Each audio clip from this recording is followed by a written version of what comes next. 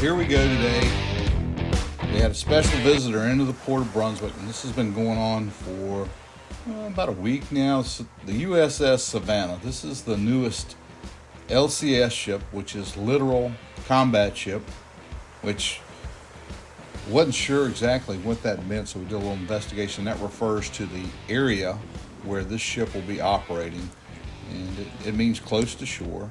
Usually refers to a tidal area, those kind of things. This ship is designed for working in close to shore.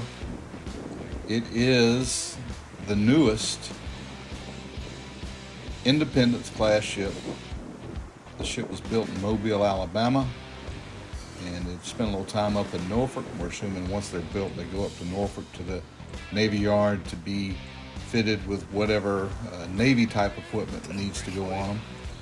And she is now in the process of being commissioned. Of course, Savannah being her name, she was supposed to be up in the Port of Savannah for her ceremony. However, the Port of Savannah could not spare enough room because of shipping backlogs.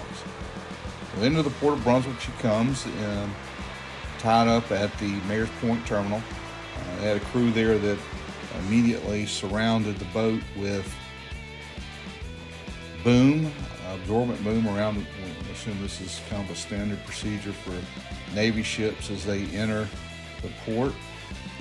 But they got in and began making preparations for the commissioning ceremony. We saw some tents that were set up, numerous catering trucks. Now, the commissioning ceremony is limited to 500 people.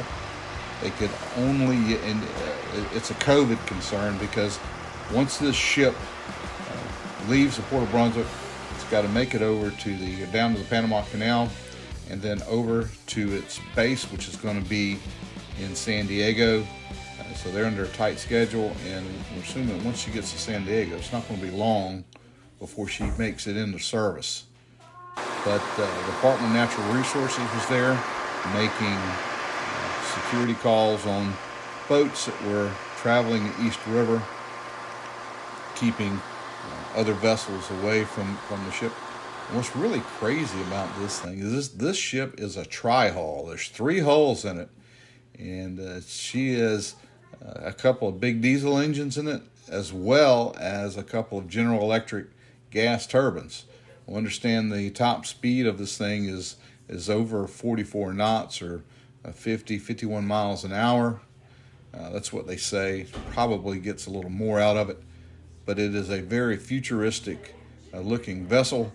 And when you see its design, it has that stealth type technology on it to kind of hide it from radar reflection. I'm sure that the paint is special on it. All those things that the military does to their ships to give them some advantage. They did bring in an auxiliary generator and ran power, quite a bit of cabling up the ship, plug it in, and get some power for the U.S.S Savannah. Now, not sure how long it'll stay, but we're assuming that right after they get finished with the ceremony, she's leaving.